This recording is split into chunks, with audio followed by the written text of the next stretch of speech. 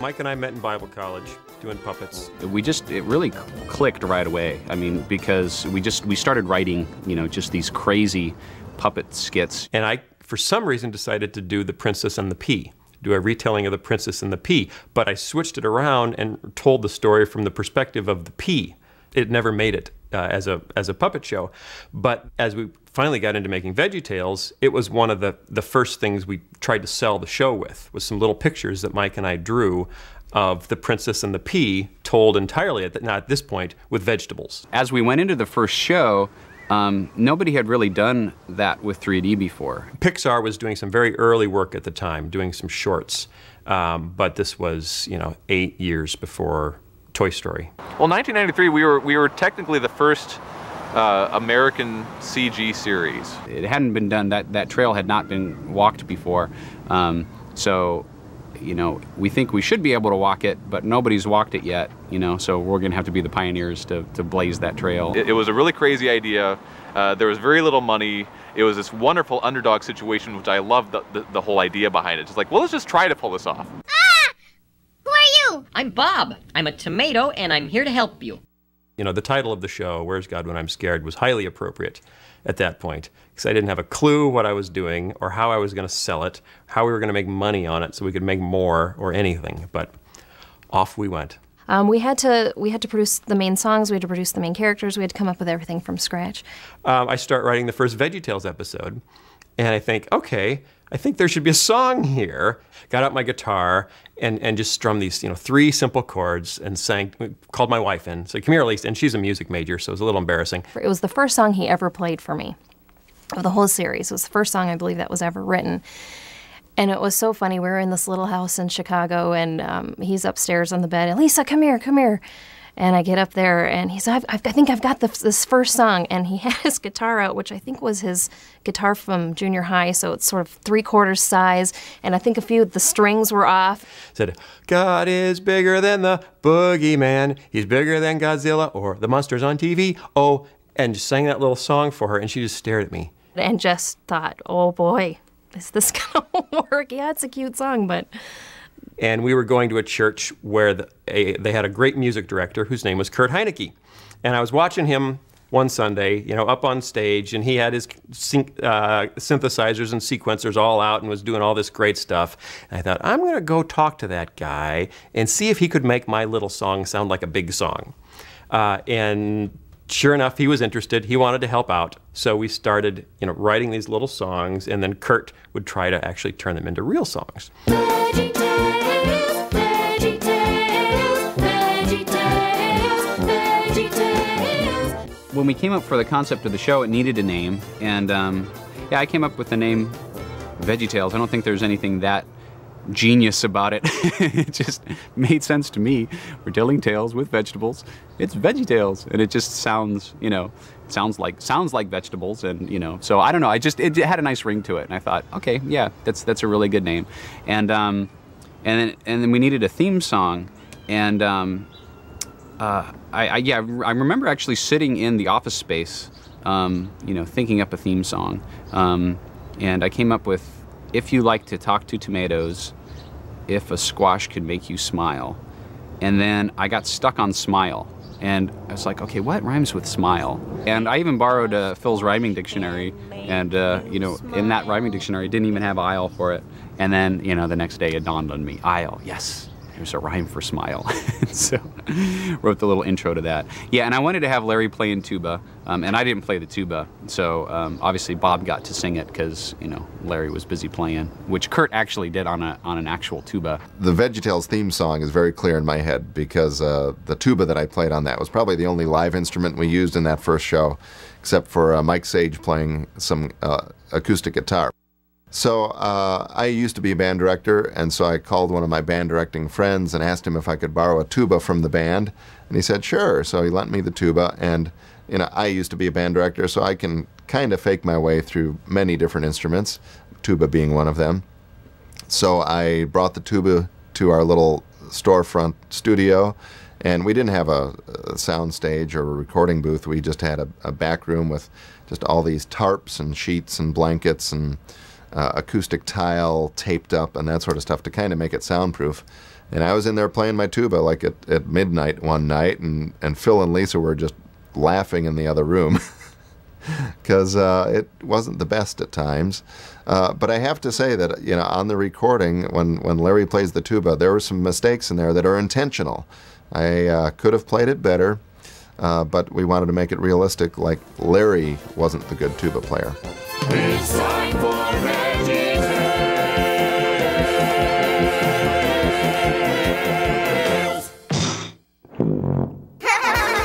And then Lisa Vischer, I believe she did then the whole chorus, like the VeggieTales, VeggieTales. And actually, on the very first show, that's all it was. It was just the chorus. There was no broccoli, celery, gotta be VeggieTales. That didn't come in, think until show 2.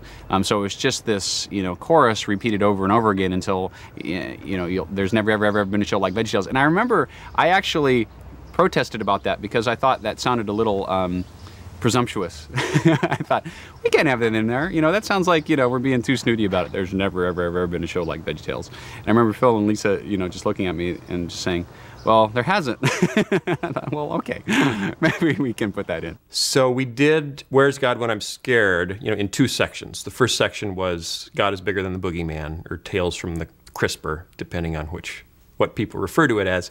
And we finished that, and then I realized, oh boy, you know, we need the other half. What's the other half going to be? And at this point, I think my wife and I had just seen Joseph, you know, in the Technicolor Dreamcoat. So I thought, okay, I can do that. I'm going to write a musical based on a Bible story, just like Andrew Lloyd Webber. Well, I'd never done anything even remotely close to that.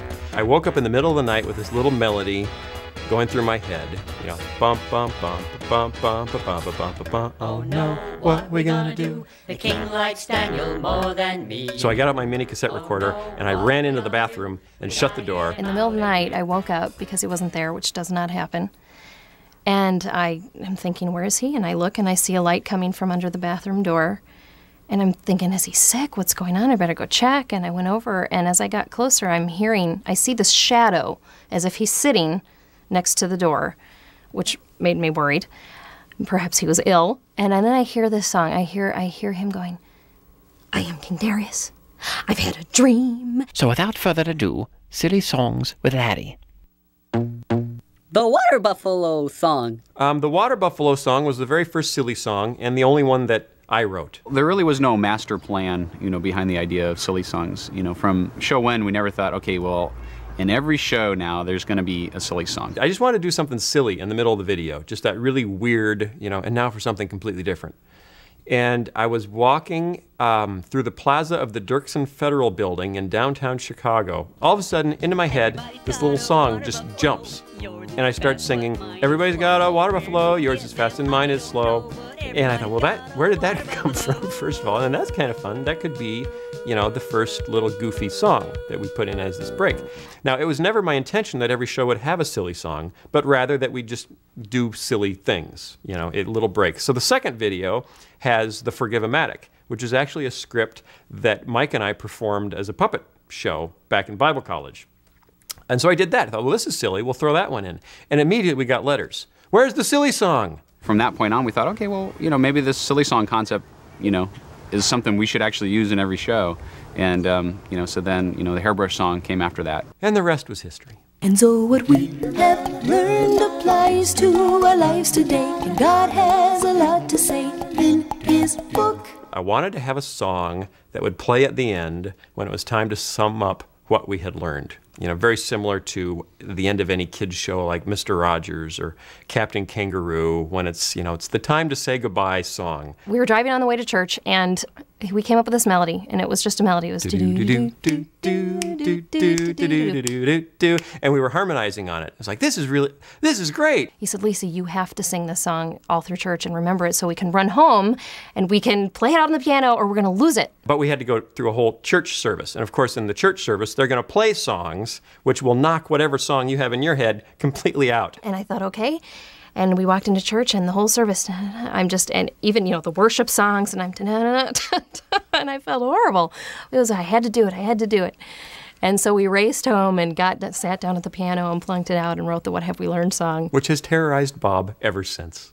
As I was saying, we know that God's word is for everyone. And now that our song is done, we'll take a look. I don't remember why we decided it should be a cappella, you know, with no instrumentation at all.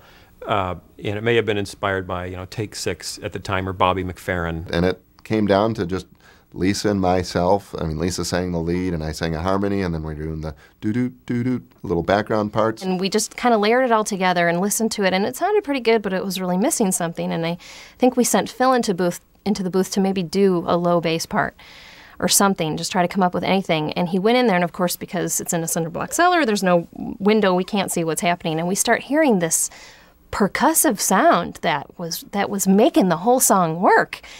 And so we open, "What are you doing in there?" And he's like, "I'm playing my cheeks." That kind of stuff.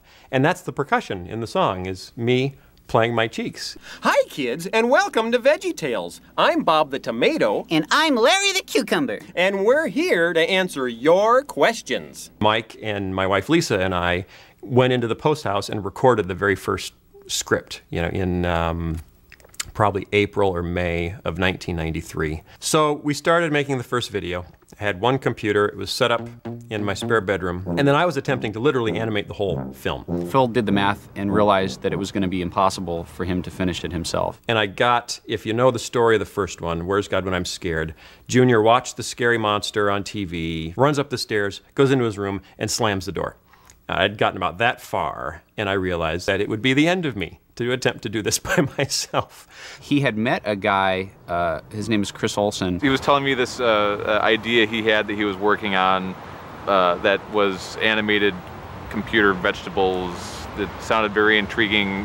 I like crazy ideas, and it was so crazy it just might work. Came home that night and there was a message from Phil saying, "Hey, you want to come work for me full-time starting tomorrow?"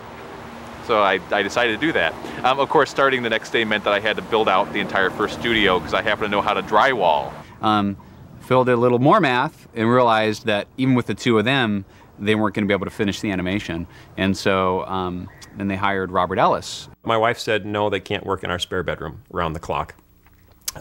So we rented a storefront, and this is on the north side of Chicago, Foster Avenue in Damon. And it was a teeny little 600 square foot room, basically, that was in between a Spanish grocery store and a comic book shop. And we set up our one computer, and we put up blinds so that people couldn't see right behind the plate glass window that there was a $70,000 animation workstation. And then the three of us triple shifted, you know, on this one computer around the clock to try to get the show done on time.